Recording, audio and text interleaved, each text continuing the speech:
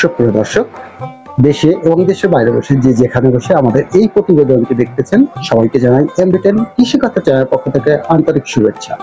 প্রিয় দর্শক, আজকে আমরা চলে আসছি ঝালকাঠি সদর থানার কৃত্তিবাসী নয় ডুমুরিয়া গ্রামে কঙ্কন ব্যাপারী গরুর খামারে। আর জানবো কঙ্কন ব্যাপারী গরুর খামার সম্বন্ধে, আয় ব্যয় টুকিটাকি শুন।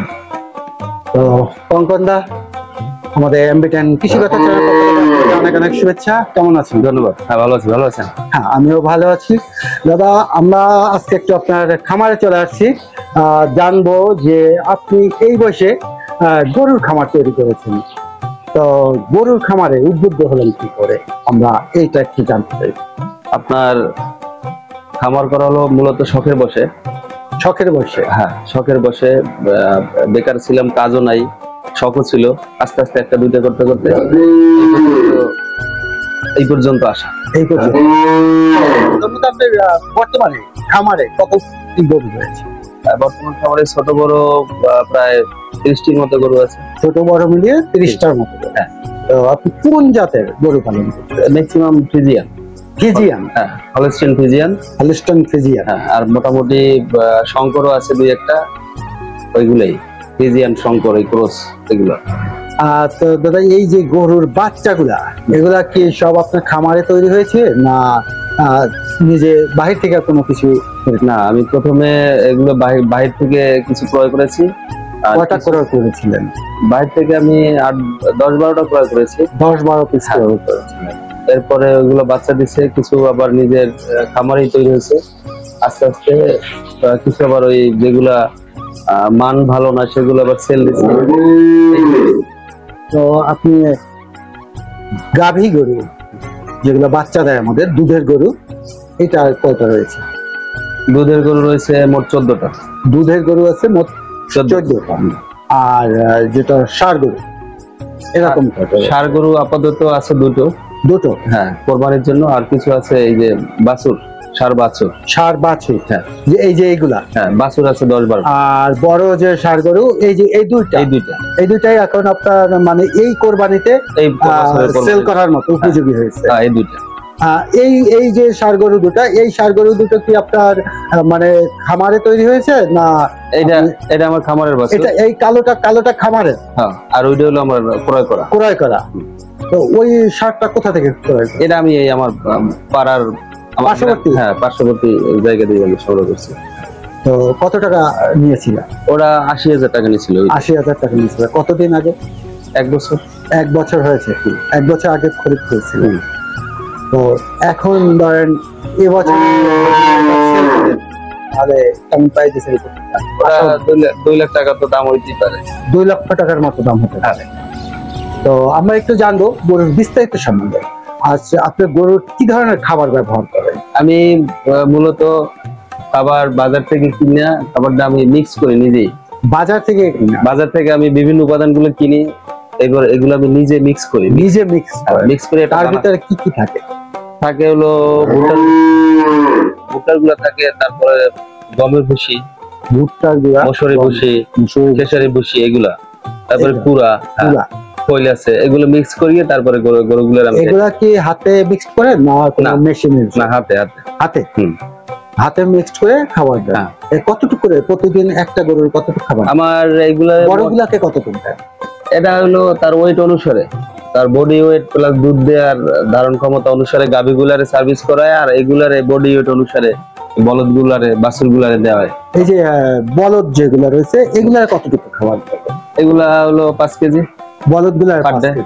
আর যেটা দুধের গরু রয়েছে, দুধের গরু 6 কেজি, 7 কেজি, 8 কেজি, এভাবে মিল্ক প্রোডাকশন হিসেবে খাবারটা আসে। মিল্ক প্রোডাকশন, বডি ওয়েট আর মিল্ক প্রোডাকশন, এই হিসেবে তার খাবারটা করা হয়। এছাড়া এদের কি কাঁচা ঘাস, হ্যাঁ, কাঁচা ঘাসের ব্যবস্থা আছে। কাঁচা ঘাসের ব্যবস্থা রয়েছে। কাঁচা ঘাসও খাওয়ার? হ্যাঁ। তো কাঁচা ঘাসটা কি আপনি নিজে চাষ করে? হ্যাঁ, চাষ করে। নিজের জমিতে চাষ করে? হ্যাঁ, নিজের জমি আছে। নিজের জমিতে চাষ করে খাওয়ানো হয়। আপনি প্রথমে কটা গরু কিনছিলেন? প্রথমে আমি এগুলো তো ধাপে ধাপে করছি।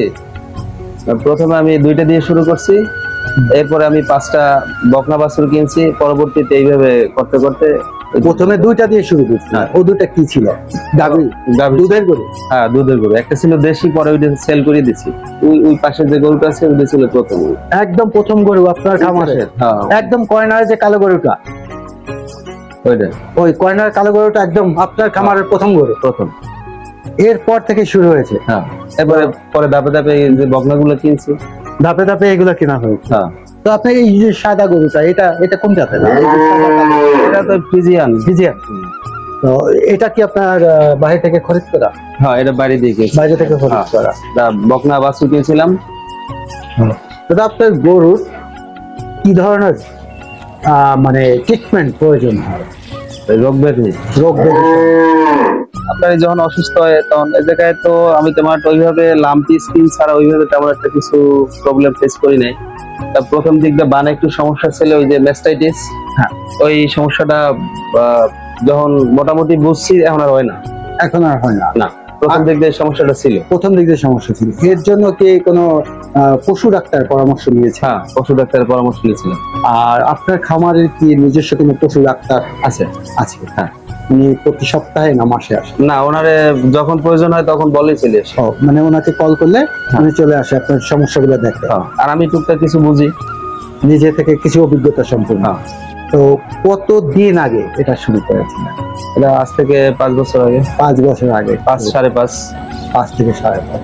তো এখন পর্যন্ত আপনার খামার থেকে কতগুলো গরু সেল করেছিলেন? তার তো ওইভাবে হিসাব নেই। আনুমানিক একটা বলতে পারেন? আনুমানিকটাও তো 25-30টা তো হবে। 25 থেকে 30। হ্যাঁ, বাছুর প্লাস হলো বড়গুলো মিলে 25-30টা হবে। সর্বমোট বাছুর এবং ষাঁড় গরু, বলদ গরু এগুলা। তো আপনি কি দুধের গরু বিক্রি করছেন কখনো? দুধের গরু রিসেন্ট একটা বিক্রি করছে। রিসেন্ট একটা বিক্রি করেছে? একটু লোকজনের ক্রাইসিস এর জন্য। হ্যাঁ। তো আপনি খামারে দেখাশোনা? খামারে আমি দেখাশোনা করি, আর এক দাদা আছে দুধ দহন করে। এই মোট 3 জন। আপনি সহ আরো 2 জন রয়েছে, সর্বমোট 3 জনে খামারটা পরিচালনা করে। তো খামার পরিষ্কার করার ক্ষেত্রে কিভাবে? খামার হচ্ছে এগুলো আমরা ওই মোটর আছে, মোটর দিয়ে? হ্যাঁ, মোটরের পানি দিয়ে এগুলো ধুয়ে ফেলাই দেয়। মোটর পানি দিয়ে ধুয়ে ফেলার? হ্যাঁ। তো আমরা দেখছি অনেক খামারই গরুর যে পোশাক পায়খানা এগুলা দিয়ে একটা গ্যাস তৈরি করা, বায়োগ্যাস। এই বায়োগ্যাস যেটা বলা হয়, এটা কি আপনি করেছেন? না, এই সিস্টেমটা আমার নাই। এই সিস্টেমটা করেন না। আর গরুর যে মানে খাবার, এই খাবারটা কখন কখন আপনি? এটা আমরা দিয়ে এলো খুব ভোরে, আর দিয়ে এলো দুপুরে। মানে ভোরে? খুব ভোরে। ভোরে কি আপনি মিক্সচার খাবারটা ব্যবহার করেন? হ্যাঁ, মিক্সার খাবারটা আমরা ওই যে 5 কেজি দিলে আমরা 2 বেড়ে দিই, 2.5 কেজি 2.5 কেজি। খুব ভোরে সকালে 6টা দিয়ে ধরেন, আর দিয়ে এলো ধরেন 2টা 3টায়। আর সবুজ ঘাসটা কখন? সকালে দুধ দহনের পর। দুধ দোয়ানোর পরে সবুজ ঘাস? আর দুধ দোয়ানোর আগে কি কোনো খাবার? আগে ওই যে দানাদার খাদ্যটা দিয়ে। দানাদার খাবারটা আগে ব্যবহার হয়, তারপরে ঘাসের খাবারটা। ঘাসটা কটা নাগাদ ব্যবহার করে? ঘাসটা দিতে 9টা বেজে যায়। 9টা বাজে। আর দানাদার খাবারটা? দানাদার খাবার দেন 6টায়। 6টা বাজে। তো এখন 6টা 6:30 দানাদার খাবারটা খায়, এরপরে ঘাসটা খায়। এই 5 বছর আপনি খামার করে এখন আপনার কি মনে হচ্ছে যে? না, এটা খারাপ না, ভালো। ভালো।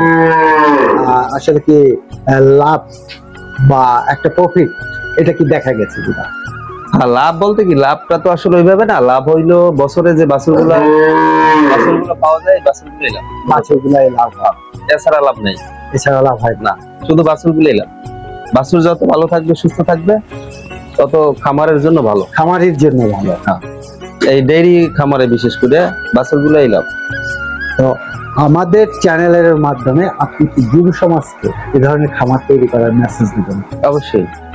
তাহলে আমাদের দর্শকদের উদ্দেশ্যে এই ধরনের কোনো মেসেজ আপনি দিবেন? সবাই যেন গরুর খামার করতে উদ্বুদ্ধ হয় এই চ্যানেলের মাধ্যমে, এবং এই চ্যানেলের ভিডিওটি আপনারা সবাই দেখবেন। আর গরু খামার করতে আপনারা উদ্বুদ্ধ হবেন, স্বাবলম্বী হবেন। এই জিনিসটা খুবই ভালো এবং হালাল। ধন্যবাদ সকলকে। পঙ্কজ দা, আপনার অনেক মূল্যবান সময় নষ্ট করলাম। আমাদের চ্যানেল পক্ষ থেকে আপনাকে অনেক অনেক ধন্যবাদ। আপনি ভালো থাকবেন, সুস্থ থাকবেন এবং আপনার খামারি সব গরুগুলা ভালো থাক, আমরা এই প্রত্যাশাই করছি। প্রিয় দর্শক, দেখা হচ্ছে নতুন কোনো ভিডিওতে। আজ এ পর্যন্ত।